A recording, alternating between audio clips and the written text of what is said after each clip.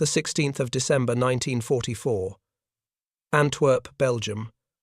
A matinee crowd settles inside the Rex cinema, coats, steaming gloves, thawing a projector, fan ticking like a small heartbeat.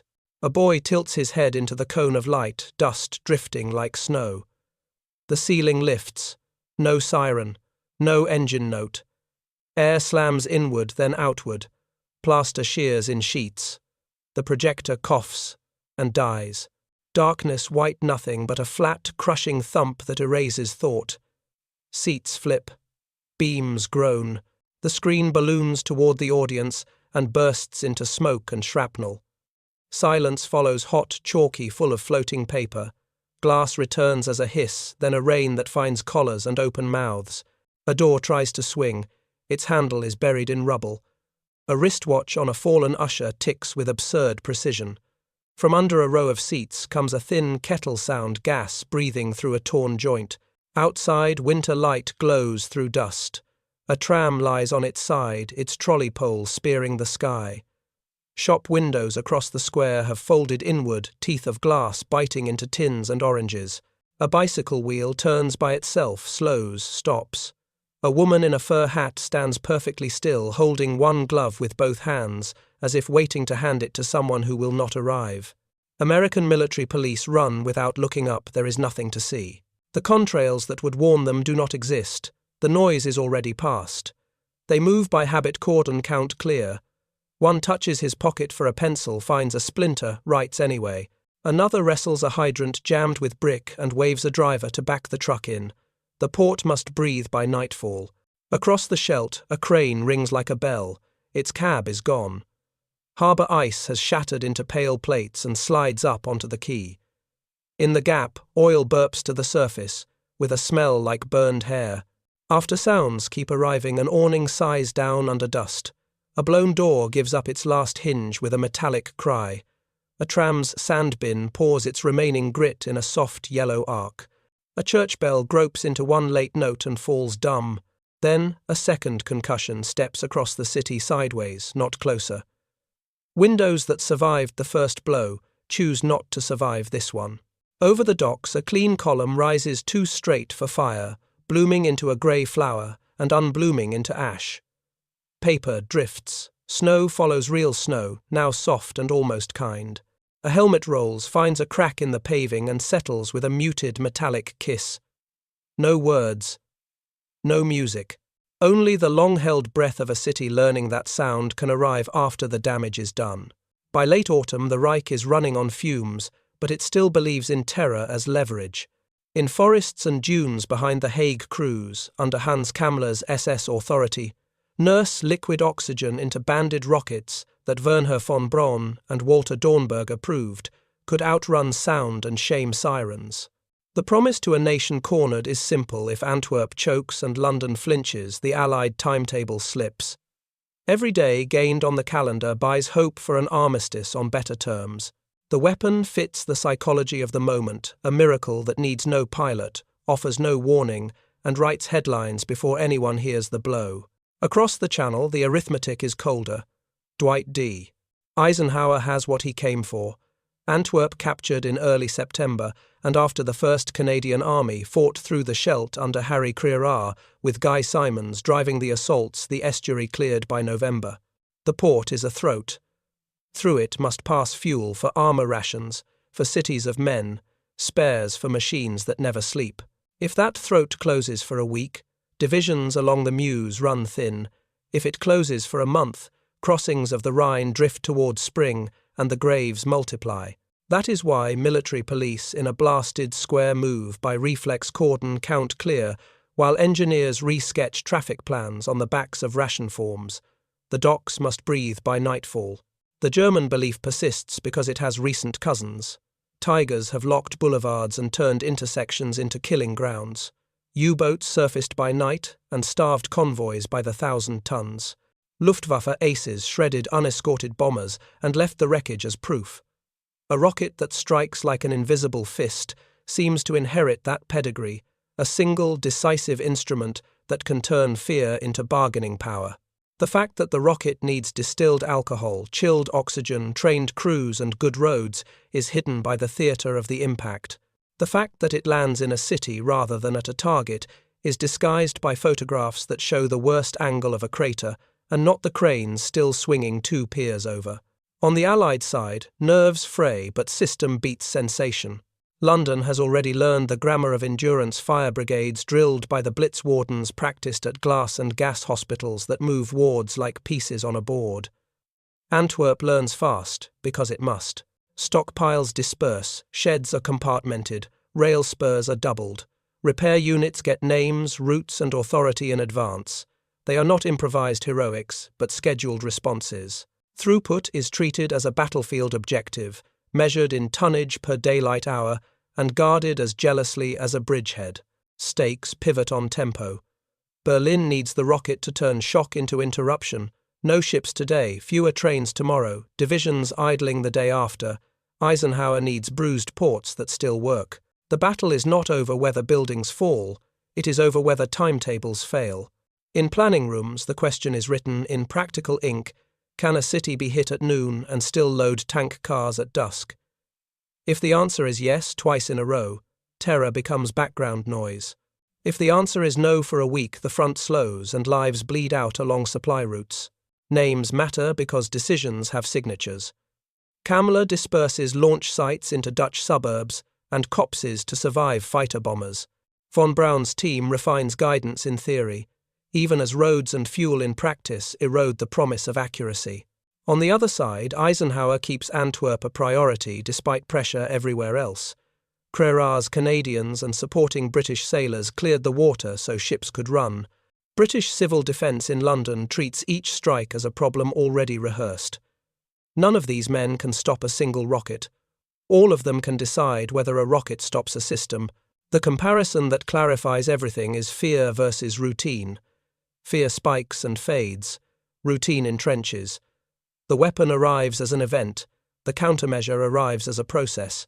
The December blast in a cinema is not just a tragedy. It is a test. Does the port's graph of tonnage dip and then climb by morning?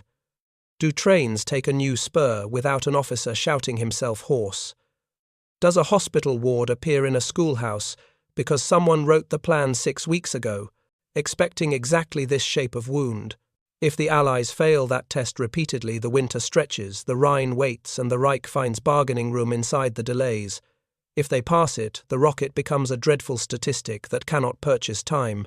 That is why this moment matters beyond one shattered roof in Antwerp or one column of dust in London. It is not a highlight of ruin. It is a hinge. On one side stands the German faith that a miracle strike can arrest a campaign. On the other side stands a logistics culture determined to make even terror fit inside a workday. The city on this day begins to show which side will outlast the other. They lift it from a trailer in a Dutch copse white frost, tracing every twig, a liquid oxygen truck breathing fog into the trees. The crew moves like a throat clearing, erect fuel armor line clear. Wernher von Braun's guidance lives in a humming box. Walter Dornberger's doctrine lives in the checklist. Hans Kammler's authority rides on the order that sent these men here with alcohol they could have drunk and oxygen the army wishes were aviation fuel. The machine accepts its cold meal and stands very still, a black and white column pretending to be simple. Ignition is a private sunrise. It goes.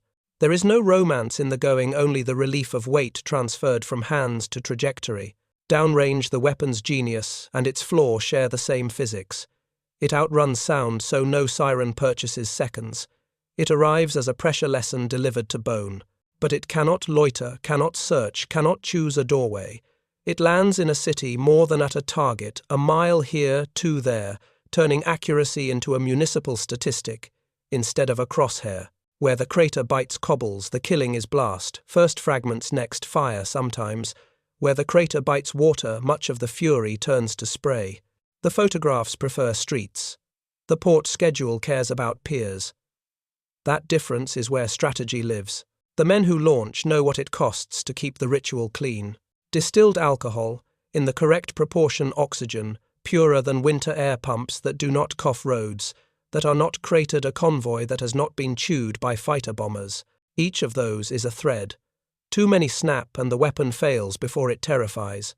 So they disperse the sights into dunes and gardens, memorize hedgerows, practice vanishing acts with tarps and branches. Survival makes the rate of fire cautious. A miracle becomes a schedule that cannot be hurried without dying. The men who receive have learned where to place their hands. Anti-aircraft gunners under Frederick Pyle cannot swat what is already past the ear, so their best work is left of launch reconnaissance to spot oxygen convoys, analysts reading the rhythm of roads, squadrons of fighter bombers, hammering suspected woods and brick sheds whenever the weather breaks. Photo reconnaissance pilots bring home sequences that teach a new alphabet: scorched circles in grass, rectangular scars that mean fuel, narrow tracks that mean rollers. Much of this hurts the program without ever hearing an explosion in London or Antwerp. Where the blow still lands, the defence moves right of impact and turns shock into drill. Stevedores learn that a crater on the North Quay means the South Spur takes the evening's coal. Sappers shape sand and timber, so overpressure lifts and spends itself in the air like a wave shouldered back to sea.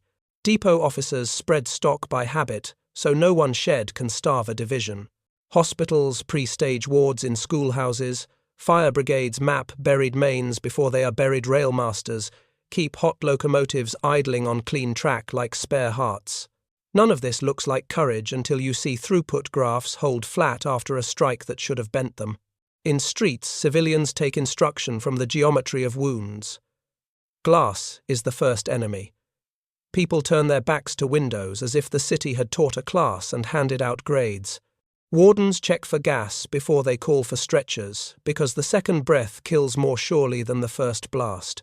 A church that once sheltered prayer now houses a message board of addresses and names, because finding each other quickly is a countermeasure too. London's muscle memory from the Blitz becomes Antwerp's in a week.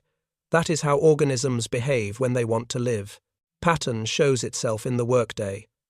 Morning a launch streaks from a tree line, writes a bright sentence across a grey sky, vanishes. Noon a column rises from warehouses on the Scheldt, a grey flower that unblooms into ash. Afternoon a second strike, not nearer, just elsewhere, because a guidance set that was good on paper met a road convoy that was late and a crew that had to break cover early. Evening cranes swing again, lighter, slower, still moving. Trains take a detour that did not exist at dawn. A ledger line that might have gone red stays black, with a note in the margin, delay 32 minutes, cause blast resolved. This is why the terror works perfectly in seconds and poorly in hours. A weapon that cannot be seen cannot be intercepted, but a weapon that cannot choose cannot enforce a pause longer than the time it takes to shovel, brace, reroute and resume. The launch team measures success in a column of dust. The port measures victory in tank cars filled by dusk. Somewhere another rocket lifts cleaner than the one before, and somewhere else a dock gang faces gritty and eyes rimmed with red hits, its quota anyway. Repeatable on both sides, but not equally valuable. Names on paper matter less than the way hands move. Von Braun's math keeps the needle true enough to frighten. Dornberger's system keeps crews alive long enough to fire again. Kammler's dispersion keeps metal out of Allied gun sights at the cost of tempo.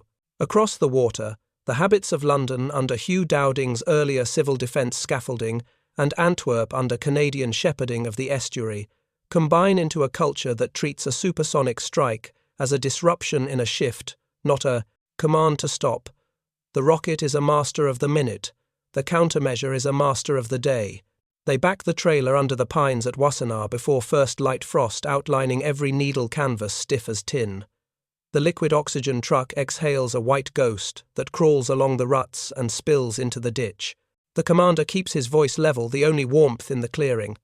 Erect, fuel, arm, align, clear. The words are older than this morning and younger than the men saying them. The gyros hum in their little cathedral. Valves chatter. A pump coughs and then steadies. Someone mutters a number that means temperature. Someone else answers with a number that means trust. He thinks of Hans Kammler's signature on the order that pushed them north to the dunes of Walter Dornberger's. Admonition about discipline, of Wernher von Braun's calculations that promise a curve will catch a city. He does not think of London or Antwerp. He thinks of getting through this cycle, without a fighter-bomber finding their road. Ignition is a small sun born at ankle height. The column leans a fraction, as if considering refusal, then commits. The forest inhales, the frost lifts in a shimmering veil, the men flinch in unison and hate themselves for it. The rocket leaves them as a sound that climbs and thins, and then is gone, a bright pencil line stabbing through a lid of cloud. For 3 heartbeats the clearing is joyless relief. Then the emptiness returns, the ordinary fear of tracks and engines, and a sky that can cough up murder without notice. They hustle the erector down, throw tarps, smear, brush over bruised ground. The commander writes time of launch in a book, with damp pages, the ink feathery, a record for a future that will judge this morning by a crater far away. On the road, the convoy moves like a secret clearing its throat. The men smell alcohol that did not burn, paint that did the faint sugar stink of scorched sap. A truck drops a wheel into a frozen rut and climbs out with a jerk that throws a man against the sideboard. The driver swears and then quiets, listening for the long, low drone that would mean Jabos. He tells himself that dispersion is safety, and knows it is also slowness. He imagines the rocket's fall as a moral he can live on, and knows he will live on the memory of not being strafed today. Across the water in Antwerp, a young engineer sits at a desk that trembles when a lorry passes. He has a map of the port pinned to rough boards with nails pulled from a broken crate. Someone drew pencil lines yesterday that turned one shed into 4 and marked a new turntable with a question mark. He hates the question mark. He wants rails that answer. When the floor lifts under him, it feels like standing on the chest of a sleeping giant woken rudely. The panes go from glass to noise to teeth underfoot. His chair moves sideways without asking. His pencil rolls, stops points at Pier 4, as if accusing him of something. He stands and tastes plaster and old coal and a tang like pennies. The lights blink, die, come back weak as if the building is embarrassed. He does not look up. Looking up is for bombs. This is past the ear. He checks the gas board because a second death is more obedient than the first and will come if invited. He shouts for Section 4, and the shout sounds wrong in his throat like a borrowed voice. A sergeant with a bandage under his cap is already halfway down the stairs with a key ring that hangs from his belt like a small iron fruit. They have done this twice this week. They will do it again before Sunday. The engineer hates how quickly his hands find the clipboard and how calm his script looks. Isolate mains, reroute coal to South Spur, move empty flats to Katendik, clear track 23. He hates it because the calm is earned and he knows the price. On London's Harper Road, a warden named Margaret crouches by a cellar door that will not open. She can feel the latch with numb fingers through splinters, hears breath on the other side, and the thin metallic tink of something settling in rubble. She thinks of Frederick Pyle's men and their guns, and how none of them can stop a soundless thing. She does not resent them for it. She leans her shoulder, and the door gives with a complaint like a violin played badly. 2 faces appear under dust, pupils wide mouths working as if chewing smoke. She tells them not to strike a match. She says it gently, and it sounds like an order because it is. When they step into the yard, the air tastes of gypsum and coal, and a sweetness from a burst grocery that turns her stomach. Snow begins, real snow this time, writing soft language over glass. Back at the river, cranes stand like wounded birds. One cab is gone. A counterweight dangles, tapping the mast with a patient, maddening rhythm. A longshoreman with salt lines on his jacket cuffs chalks a number on a blackboard with the stub of a candle between his teeth. He is counting sacks of flour as if they are men.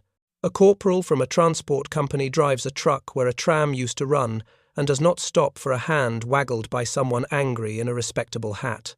A locomotive sits already breathing on a clean length of rail, as if it knew where it would be needed. Steam traces a white line into the grey and vanishes. The engineer takes his pencil and draws a new arc around the blacked-out block. The graphite is greasy, leaves a shine. He hates that too. In the Dutch copse, the launch crew hears the faintest growl and freezes. The sound is only a lorry on a distant lane. They move again in the stilted rhythm fear dictates. A private stows a coil of cable and feels the cold through wool as a taste in his teeth. He thinks of von Braun without reverence as a distant mind drawing circles he must stand inside. He thinks of Dornberger with approval, because checklists make him feel less disposable. He thinks of Kamla with a blank space, where feeling should be. A fox crosses the track, stops, looks at them with the concentrated curiosity of a small animal that has outlived more armies than this one. The commander raises a hand without meaning to, and the fox leaves unimpressed. The Antwerp engineer walks the key with his pencil behind his ear, because pockets tear too easily on twisted metal. He steps around a crater, whose lip is already marked with white paint gas electric sewer. Men with shovels move as if they have been told a time, not a story. He remembers a lecture once about resonance in bridges, and thinks absurdly of lungs, of how a city can be taught to breathe after being punched. A captain from the Royal Engineers asks him something, and he answers with a distance and a time and a total in tons. The captain nods as if that is a poem. In a sense it is. Night folds down early. Somewhere another rocket leaves a grove and writes its brief grammar over a coastline.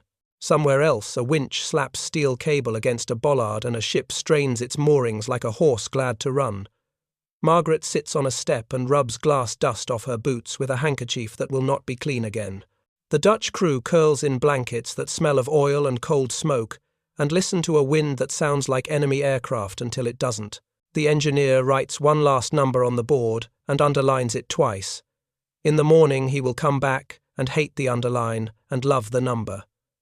Between the two feelings lies the way the day was saved. Strategy turns on signatures. Hans Kamler takes control of deployment and disperses launch teams into the dunes and suburbs of South Holland trading tempo for survival.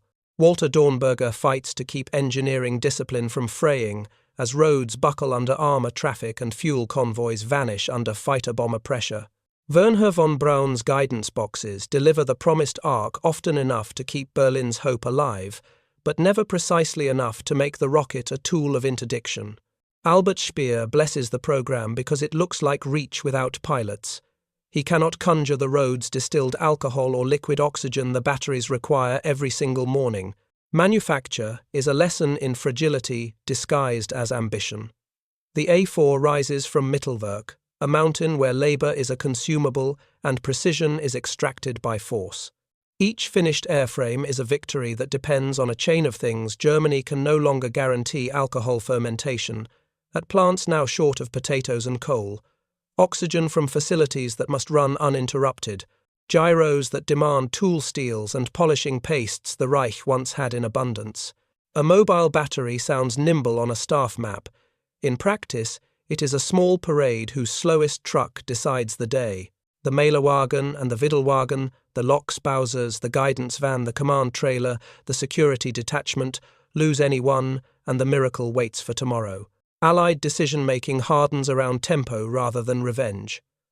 Dwight D. Eisenhower keeps Antwerp open as a priority, even while winter battles pull at him from every direction. He delegates the Scheldt clearance to Harry Crerar's 1st Canadian Army and treats the port not as a prize, but as an organ that must keep pumping. Arthur Tedder's air planners fold V-weapon countermeasures into a wider campaign, hit oxygen plants, rail hubs feeding the Hague and Rotterdam bridges that let heavy trailers slither out of hiding, and suspected parks and copses whenever. Weather lifts.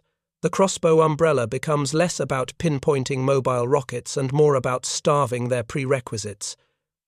Precision is a luxury. Disruption is affordable. Britain's Home Office and Ministry of Home Security turn civil defence into a doctrine with the same authority as a field order. London's wardens, hospitals and fire brigades, matured under Herbert Morrison's wartime regime, codify what the Blitz taught in blood, sandbag the fragile pre-map, buried main stage cots where casualty flows will be thickest disperse. Stocks as if every shed has already been struck. Frederick Pyle's anti-aircraft command cannot swat a supersonic fall.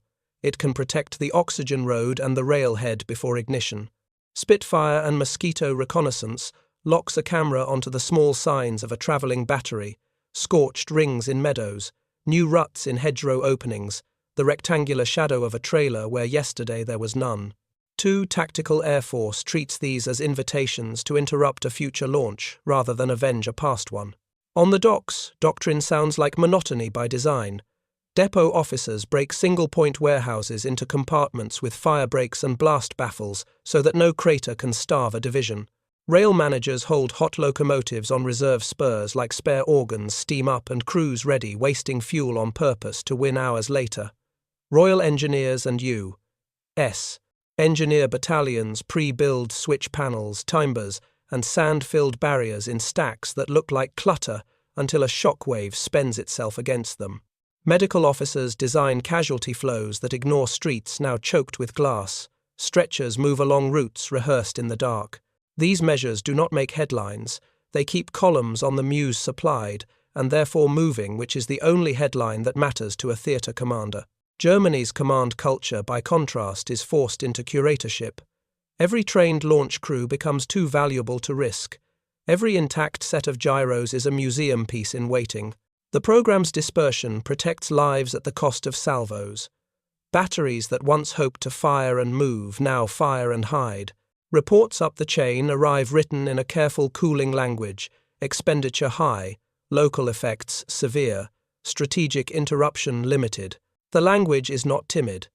It is the grammar of a system that cannot replace what it loses, and therefore must lose slowly. Industry, on the Allied side, manufactures permission to be ruthless with material. If a dockside crane collapses, a floating crane from a different river arrives 2 days later, because a procurement officer placed orders months ago against a forecast of winter damage. If a Perspex window factory diverts production from aircraft to hospitals, nobody argues long because the schedule for bomber assemblies absorbed that contingency in October. If a pier is bitten 3 times in a week, a pontoon spur grows in its shadow because the engineers stockpiled steel and knew a number tonnage per daylight hour that outranked pride about permanent works. Redundancy looks wasteful until a supersonic blast tests it. Then, it looks like foresight. On paper, the rocket is cheap terror, no pilot, little risk beyond the launch pad. On the ground, it is an aristocrat among weapons, temperamental, supply-hungry, demanding of skilled attendants and quiet approaches. The Allies treat it like weather, ugly, sometimes murderous, seldom decisive if you built your schedule around storms. Memoranda in Antwerp and London evolve from astonishment to tables, impact time, grid square casualties, downtime by node mitigation, taken throughput recovered. The very banality of those tables is victory. They convert fear back into work. Command personalities put their stamp on pace. Eisenhower's insistence that Antwerp is worth blood prevents staff drift towards safer priorities. Tedder's tolerance for unattractive targets, a bridge here, a siding there, keeps the interdiction net tight where it matters to mobile rockets. Pyle resists pressures to waste shells on the impossible and spends his men on the possible. Kamler retains authority over the weapon, but cannot conjure undisturbed roads beneath it. Dornberger maintains standards, but cannot shorten the convoys. Von Braun refines accuracy by tens or hundreds of meters improvements that cannot outweigh a city-scale target set. Standard operating procedure spreads faster than terror. Port bosses in Antwerp copy London's dispersal patterns. Provincial hospitals copy London's casualty ladders. Unit commanders across Belgium learn to schedule heavy movements at hours that dodge the observed rhythm of launches. The feedback loop is short.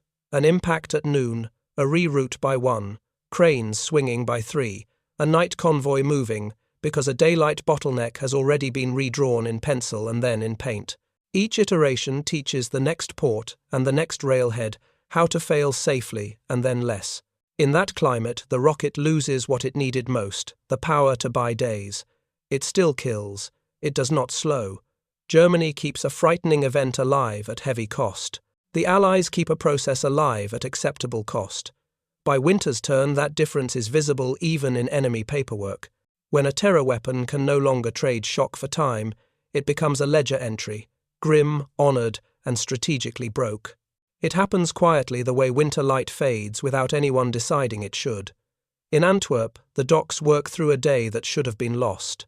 A crater still smokes against the river wall. White paint rings the lips where gas and electric have been traced, and yet a gantry creaks back into motion, then another, then a third. The night shift files past the ruin with the same wary glance. Men give an untied dog and takes up slings as if a bell had rung. A clerk who once flinched at every distant thump now flinches, writes it down and keeps the column of numbers moving. Fear is not gone, it is wearing a time card. In London, a warden stands in a street where the shop fronts lean like teeth after a punch and catches herself measuring wind direction for glass dust instead of hunting for a siren that will never come. She notes which alleys hunker low and live, which corners funnel blast, which stairwells turn into chimneys, and she files these as surely as a gunner files drift and range. A ward sister looks at an empty schoolroom and sees a surgical ward already mapped in chalk. The cots arrive, and the chalk becomes linen. The weapon still terrifies, but terror has been trained into a pattern. There is a moment after which the pattern owns more of the day than the fear does. Inside Germany, the conversations change tense. Reports to Hans Kammler that once leaned on promise begin to lean on phrasing. Accuracy, described as acceptable, becomes variable. Local effects, praised as severe, are followed by strategic interruption limited. Walter Dornberger still keeps the engineering clean and the gyros honest, but his officers travelling too many dark roads in too many battered trucks begin to measure success by whether they get away unseen, not by how many hours a port starves. Wernher von Braun's refinements continue, their March meters shaved from drift procedures polished, but the improvements move more slowly than the erosion from lost bridges, cold fuel, and dispersed batteries that shoot rarely because rare, keeps you alive. The program's grammar turns inward and protective. It reads like the minutes of a museum. At the edge of a Dutch copse, a launch crew completes a textbook cycle and does not linger to watch the column climb. They work under a sky that has learned to cough up fighter bombers even in winter under roads that remember every axle. The rocket goes clean. They are professional enough to register satisfaction. But their eyes slide to the tree line and the map of ditches in their heads, and the old exhale that once felt like victory now feels like exemption. The terror has begun to terrify its owners. When a weapon becomes too precious to risk, a myth begins to eat itself. Across the water, the counter-myth gets teeth. Antwerp's longshoremen learn to sort the day's labour by probability, curves the newspapers never print. Heavy gangs are off exposed piers during the hours when roads in South Holland are clearest for convoys. Lighter gangs fill the gaps and leave behind neatly stacked timbers and coiled hose. Fire brigades pace their district like chess players pre-positioning where the wind will carry flame if flame comes. A railway superintendent keeps hot engines idling on clean track as if they were lungs on a shelf. The expense looks foolish until the first blast of the day arrives, and traffic slides around it like water around a piling. By dusk, the tonnage chart looks flat in the place where fear expected a valley. Civilian memory turns ruthless, which is the opposite of despair. In neighbourhoods with too much glass, people learn to step sideways. When the windows go, forearms raised, backs turned, a movement that saves eyes as surely as a helmet saves a scalp. In streets where mains run, shallow wardens sniff before they shout, because the second death is patient and will take a rescuer without malice. Churches pin message boards to nave pillars, columns of names and addresses, and the word safe, a civilian signal book that completes a circuit faster than rumour. The city has learned the rocket's grammar. It declines its cases without asking permission. At Whitehall and at Shah F, the tables wear the victory like a grey suit. Planners talk in throughputs, outages, reroutes, recovery times. Arthur Tedder's staff care more about bridges that feed oxygen than about the photograph that will run on page 1. Frederick Pyle spends his guns where they can touch the road and the rail, not the sky. Dwight Eisenhower keeps the port at the top of the page when every other page is bleeding. None of these men can stop a single fall from the upper air. All of them can make the fall fail to purchase time. The hinge turns when they succeed twice in a row and realize they can do it again. Somewhere in Germany, a staff officer writes a sentence that could have been written by a man discussing weather. Expenditure continues. The enemy adapts quickly. The objective conditions for decisive interruption are not met. It is not betrayal. It is the recognition that an event, however dreadful, cannot outfight a process that has been taught to live with dread. The weapon was built to change morale into leverage. It can still change bone into numbers. It cannot make the numbers slow down. The collapse is visible from ground level too. A London shopkeeper boards a window with planks that fit because he cut them during the last lull and stacked them by height.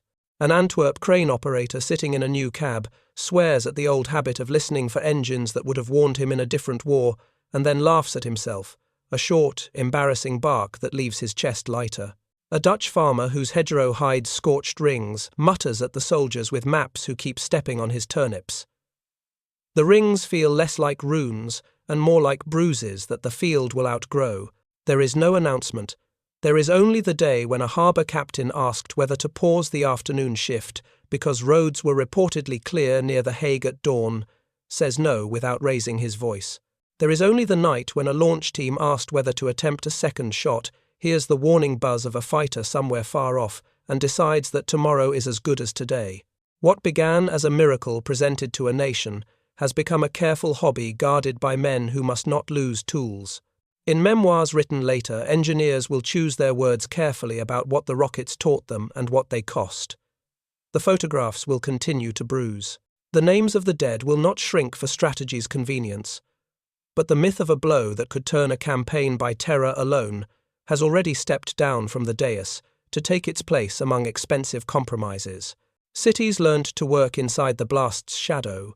Ports learned to breathe in dust. Fear learned to share a room with routine. That was the last season when the rocket could claim to be a legend. After that, it was an aristocratic weapon Germany could not afford to lose and could not afford to use fast enough to matter. By the week's end, the port looks like a mouth missing teeth, yet still chewing. Cranes with new cabs swing over patched rails. A pontoon spur shoulders into the river where a pier once stood. Chalk marks on warehouse doors become paint and then stenciled numbers. Throughput graphs that dipped on the day of the cinema strike flatten, then creep upward, and depot officers begin to argue about minutes again instead of hours. Dwight Eisenhower keeps Antwerp at the front of his papers and measures success in trains made up before dusk. On the far side of the channel, London's boroughs file casualty returns beside repair ledgers with a bureaucratic calm that once seemed impossible. The weapon still kills. It no longer buys days. Inside Germany, the program survives by becoming precious. Hans Kammler's dispersal keeps batteries breathing but slows them to a priestly pace. Walter Dornberger preserves procedures that make each launch feel immaculate and isolated. Werner von Braun's refinements shave error while bridges and fuel and winter roads add it back. The crews who once felt like the sharp end of national will feel instead like curators of scarcity. Reports travel upward in a language that respects damage and quietly concedes tempo. The miracle has turned into a museum exhibit that still moves and yet cannot move enough. Civilians carry a rougher ledger. In Antwerp, longshoremen who learn to read the wind for dust teach the habit to new hires the way fathers teach knots. In London, wardens drill teenagers to step sideways when windows burst and to sniff for gas before they shout. Churches keep message boards. Hospitals keep a second ward quietly laid out in a schoolroom. Railwaymen keep a hot engine idling where the timetable says it is wasteful and experience says it is life. The memory of dread does not fade, the names do not. But the routine that contained dread becomes tradition, and tradition becomes a form of armour. After the surrender photographs of Antwerp's patched quays and London's boarded shopfronts sit beside photographs of clean test stands in the New Mexico desert and later beside launch pads in Florida and Kazakhstan. Men who once wrestled gyros in forest clearings write carefully about what they learned and what they regret. Engineers who kept ports breathing write less because their work was not designed to be seen. The technical line from the rocket to spaceflight is straight. The strategic line from terror to bargaining power is broken. The weapon proved a truth that outlived it. An event, however spectacular, cannot force a system that is trained to absorb and resume. Two questions linger, and they are not academic. If the program had arrived earlier, and in far greater number, if roads had been safer, alcohol purer, oxygen plentiful, could it have bent a campaign's calendar, or would cities that learned under the Blitz and the Scheldt have found the same? Rhythm, anyway. And was the rocket as a machine better than its effect suggests? Or did its very aristocracy, its appetite for skill and quiet and supply, doom it against an enemy that fought like an assembly line? The answers divide memoirs and map rooms alike, and the argument is a good one because it forces us to weigh spectacle against schedule. Next time we follow the track backward to the noisier cousin that came first, the pulse jet that announced itself, the drone you could see, and sometimes hunt the cheap terror that taught London and Antwerp how to turn shock into drill. The barrage balloons the predictor, cites the belts of guns that learned to lead a pilotless plane by feel an apprenticeship in endurance that made the later silence survivable.